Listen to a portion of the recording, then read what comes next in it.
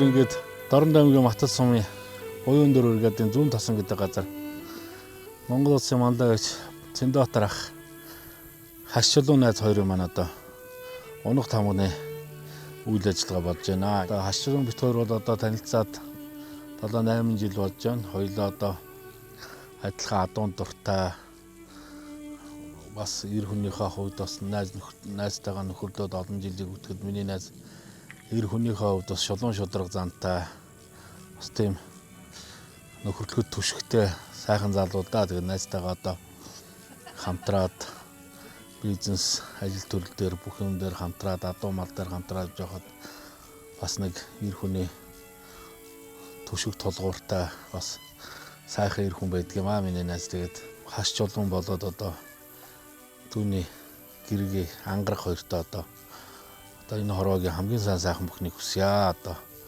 өрөөнд танихгүй өндөр өтгөн үрээгээ танихгүй энэ тосонгийн талаар дүүрсэн сайхан адуу малтай болоорой гэж ерөөё удахгүй одоо тэгээд миний найз мөрөн тайртай эр хүний хувьд одоо төрийн наадмын их хасрын өмнө одоо унган хүлгэн цодлуулаарай гэж ерөөё одоо. За одоо ингээд хашаа дүүтэйгээ би бас танилцаад 10 жил болж байна. За манай дүү чинь бол альбаа юмд яардггүй, тайван, ямар ч юм сэтгэлээрээ ханддаг тэр бүх чанар надад үнэхээр таалагддаг. Тэгээ миний хашаа дүү бол бас хүн чанар бол мундаг.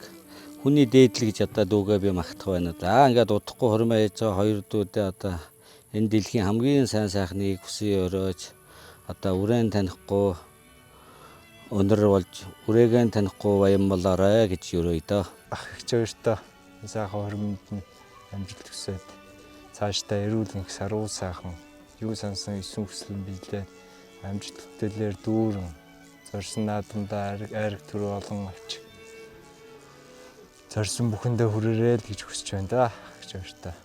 Ах хоёртой заахан хормоо гэж гадна баярын өндөр хийгээд өнөр өтгөн сайхан айл болоорой. Тэгээд төрийн наадмын төв хасарт улам морь цодлуулаарай гэж сайхан ерөөлөөр гэдөө. За хашгаахтаа тэгээд хормоо хийж нааж байгаа ирүүлэх сайхан бүхнийг өсөөрэй даахта. Ашгаах авигч хоёртой хормоо хийж байгаад нь тэгээд баяр үргээ тэгээд аз жаргалтай сайхан гэр бүл болгоорой л гэж хэлээ да.